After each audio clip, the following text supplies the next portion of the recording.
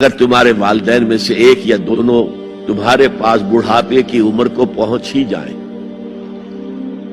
انہیں کبھی اف تک نہ کہنا، دل نہ توڑنا ان کا، چھاتی چوڑی کر کے بات نہ کرنا، ان سے کندھے جھکا کر بات کرنا، ادب سے گفتگو کرنا۔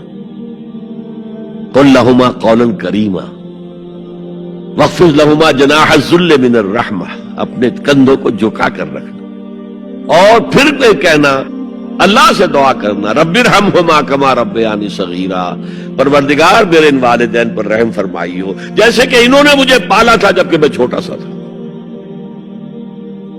تو خاندان کے نظام کو مستحکم کرنے کے لیے 3 ڈائمنشنز ہیں، جیسے ایک کمرہ ہے، چوڑائی ہے، لمبائی ہے، اونچائی ہے۔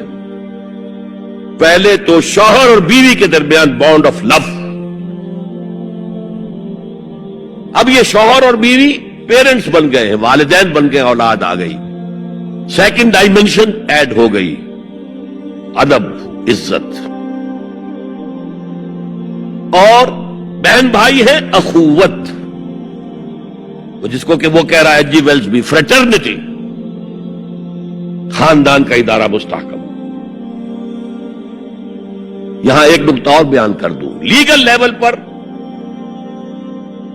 بیوی کے حقوق کم ہیں شوہر کے زیادہ، الرجال قوامون علی النساء، سیدھی سیدھی بات ہے، اور ہمیں ڈٹ کر کہنا چاہیے، اس سے زیادہ معقول بات کوئی نہیں۔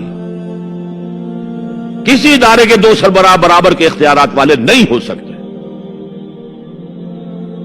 لیکن اخلاقی طور پر جو ماں کا حصہ ہے، باپ کا حصہ اس سے 1/3 ہے۔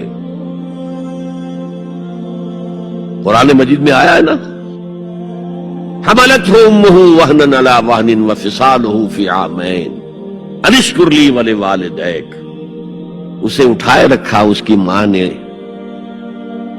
لہذا اس کا حق 3 گنا زیادہ ہے باپ سے۔ ایک صحابی حضور سے پوچھتے ہیں، حضور میرے حسن سلوک کا اولین مستحق کون ہے؟ فرمایا تمہاری والدہ۔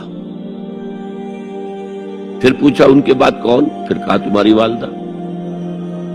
پھر پوچھا ان کے بعد کون؟ پھر کہا تمہاری والدہ۔ پھر پوچھا ان کے بعد کون؟ تو کہا تمہارے والد۔ 3 درجے، اور یہ جو فرمایا الجنت تحت اقدام الامہات، جنت تو ماؤں کے قدموں تلے ہے، یہ باپ کے بارے میں تو نہیں فرمایا۔ یہ ہے ایکویشن، بیلنس۔ اسلام قسط کی بات کرتا ہے،